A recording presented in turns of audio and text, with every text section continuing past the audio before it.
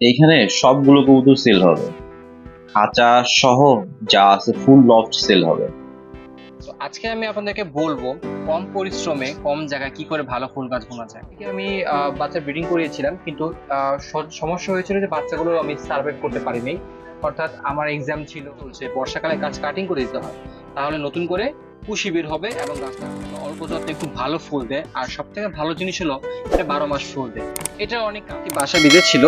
তো দুঃখের বিষয় হলো এই যে বাসাটাও বেশি দিন করতে পারেনি, কারণ আমার ছাদের উপর একটা পাইপের পানিটা সরাসরি এখানে পড়ে, যার জন্য বাসাটা নষ্ট হয়ে গেছে। তো পাখি অবশ্যই ভিজা জায়গা থাকবে না, তাই সে চলে গেছে। আমাদের ছোট্ট ভালোবাসার তার কথা বলবো, সেটা হলো শিউলি ফুল গাছ। বাঙালির ঐতিহ্যে একটি খুবই প্রসিদ্ধ একটি ফুল গাছ, কারণ বাঙালি ইতিহাসে সব শহরে ঈদের অভাব নেই, তো ঈদুর আসে। তো সেজন্য আমি একটা ছোট্ট একটি মিনি পালি, যেটা দেখুন এইখানে আছে। তো এই মিনিটা এখানে যে ইঁদুর গুলো আসে সেই ইঁদুর গুলোকে খেয়ে শেষ করে। হ্যালো এভরিওয়ান, আসসালামু আলাইকুম। আমি আরাফাত হোসেন। তো আজকে আমি এসেছি আমার বাড়ির পেছনের একটি বাগানে, ছোটখাটো একটি বাগান।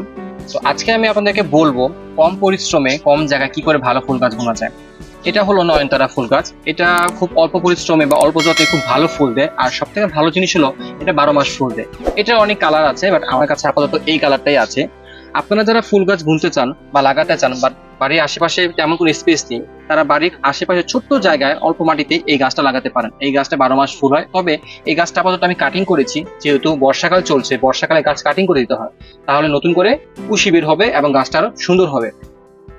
মূলত এই গাছটা তেমন কোনো সারের বা তেমন কোনো পরিশ্রম দিতে হয় না, অল্প পরিশ্রমে হয়ে যায়, জাস্ট একটু পানি দিতে হবে। তবে বর্ষাকালে কোনো পানি দিতে হবে না। তবে আপনারা যদি গাছের ফুলের সমস্যা হয় বা ফুলের কালার যদি ফ্যাকাশে হয়ে যায়, তাহলে আপনারা হালকা পরিমাণ পটাশ ও বোরন সারটা ইউজ করতে পারেন।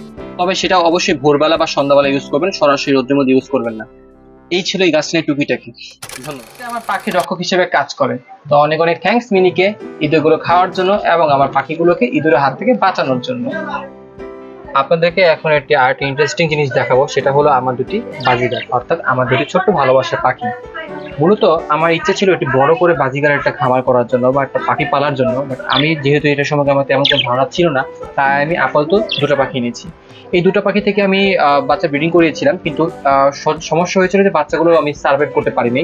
অর্থাৎ আমার এক্সাম ছিল, এছাড়াও কিছু কাজ ছিল, আমি অত ভালো টেক কেয়ার করতে পারিনি। তো আপনারা অবশ্যই মাথায় রাখবেন, যখনই বাজিগার পাখিটা পালবেন বেশি পরিসরে নেবেন না, দুটো পাখি নেবেন, জাস্ট এক জোড়া পাখি নেবেন, সেটাকে একটা প্রাইমারি স্টেজে লালন পালন করবেন এবং সেটাকে টুকিটাকি আপনি এমনি বুঝে যাবেন, সেটাকে কিভাবে রিকভার করতে হবে, সেভাবে ট্রিটমেন্ট করতে হবে সেটা।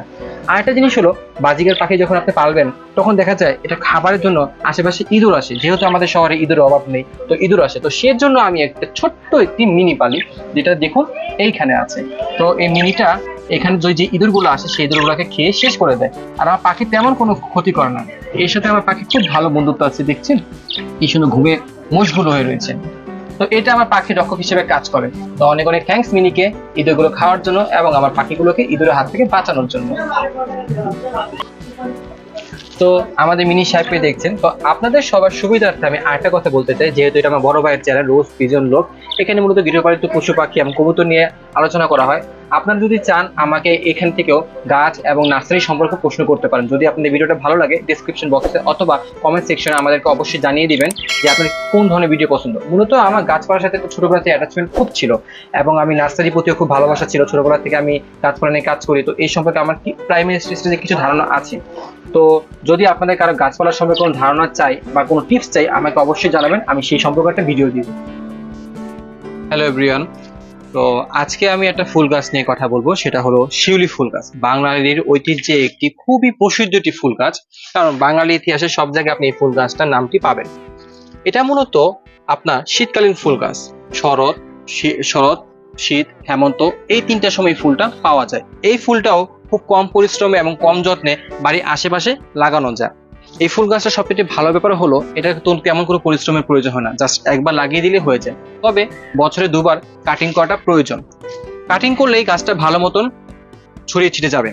আর এই গাছটা শরৎ থেকে নিয়ে একদম শীত পর্যন্ত টানা ফুল দেবে। তবে এই গাছটার জন্য একটি কাজ করতে হয়, সেটা হলো যখন এই গাছটির নতুন করে কুড়ি বের হবে, সেই আগাটা আপনি অবশ্যই কেটে ফেলে দিবেন এবং যখন কুড়িটা এমন হয়ে যাবে তখন এই সাথে থাকা পাতাগুলোকে একটু দূরত্ব বজায় রেখে ছিঁড়ে দিবেন, কারণ এর ফলে দেখবেন আপনাদের গাছটা এখান থেকে নতুন কুশিটা বের হচ্ছে এবং গাছটা বাড়বে।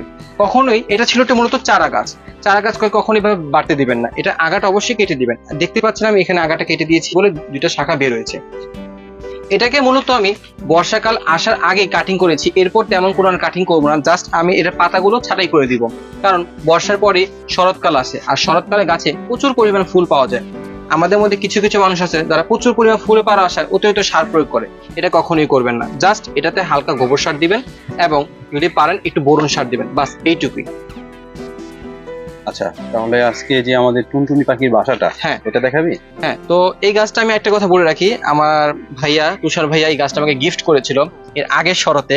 তো আমার খুব ইচ্ছে ছিল যে এই গাছটা কখনো একটা পাখি বাসা দেবে, কারণ আমরা জানি এই শিউলি গাছে স্পেশালি বুলবুলি পাখি আর টুনটুনি পাখি খুব বেশি পরিমাণ বাসা দেয় এবং থাকে। তো এইখানে একটা স্পেশাল জিনিস হলো এটা, আপনারা দেখতেই পাচ্ছেন এখানে একটি টুনটুনি পাখি বাসা বেঁধেছিল। হ্যাঁ, দেখতে পাচ্ছেন এখানে বাসা বেঁধেছিল। হ্যাঁ হ্যাঁ, এই এখানে একটি টুনটুনি পাখি বাসা বেঁধেছিল। তো দুঃখের বিষয় হলো এই যে বাসাটাও বেশি দিন করতে পারেনি, কারণ আমার ছাদের উপর একটা পাইপের পানিটা সরাসরি এখানে পড়ে, যার জন্য বাসাটা নষ্ট হয়ে গেছে। তো পাখি অবশ্যই ভিজা জায়গা থাকবে না, তাই সে চলে গিয়েছে। বাট আমি খুব হ্যাপি যে আমার এই গাছটাতে পাখি বাসা বেঁধেছে। আমি অপেক্ষায় থাকবো গাছটা যদি আরো একটু বড় হয়, আরো কিছু পাখি এসে যেন বাসা বাঁধে। তো এটা আমার কাছে সত্যি একটা খুবই মনোমুগ্ধকর ব্যাপার ছিল।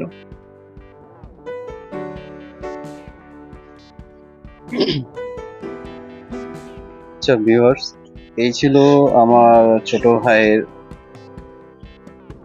টুকিটাকি গাছ আর পাখির একটা গল্প। তো এখান থেকে যদি আপনাদের কোনো কিছু ভালো লেগে থাকে, আমি জানি ভিডিওটা তেমন গুরুত্বপূর্ণ না, তারপরে যদি কিছু জানার থাকে বা আপনাদের যদি কোনো আপডেট জানার থাকে বা ধরেন যে কি নিয়ে ভিডিও করলে আপনার কাছে ভালো লাগবে, জানাবেন অবশ্যই। তো তা নিয়ে সেই টপিক নিয়ে ভিডিও করব।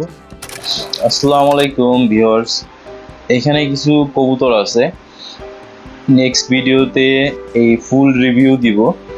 আর এখানে হচ্ছে কিছু কবুতর সেলের জন্য আছে, এখানে সবগুলো কবুতরই সেলের জন্য, যেমন ম্যাকপাই, ফ্রিলব্যাক, তারপর হচ্ছে কালদম চুইঝাল, তারপর হচ্ছে সিরাজি, র্যাংস, ফ্যান্সি আইটেমের মধ্যেই বেশি। তারপর হচ্ছে এখানে বিউটি হুমারের 2 জোড়া বেবি আছে, আপনারা রেজাল্ট দেখেই নিতে পারবেন। তারপর আছে হচ্ছে সুইফট, তারপর হচ্ছে শার্টিন, ফ্যান্সি আইটেম, মানে সব বেশিরভাগই ফ্যান্সি আইটেম আছে। আর এখানে বিশেষ করে কালারফুল আছে হচ্ছে আপনার বোম্বাই গোলা যেটা আছে, সেটা এখানে 3-4 জোড়া আছে। তারপর সিলভার যেটা দেখলেন সিরাজি, আর এখানে শর্ট ফেস আছে, শর্ট ফেস এটা হচ্ছে মাস্টার পেয়ার, এগুলো হচ্ছে বেবি। তারপরে বোম্বাই গোলার মধ্যে কালোটা আছে। তো আমার চ্যানেলে চোখ রাখবেন। নেক্সট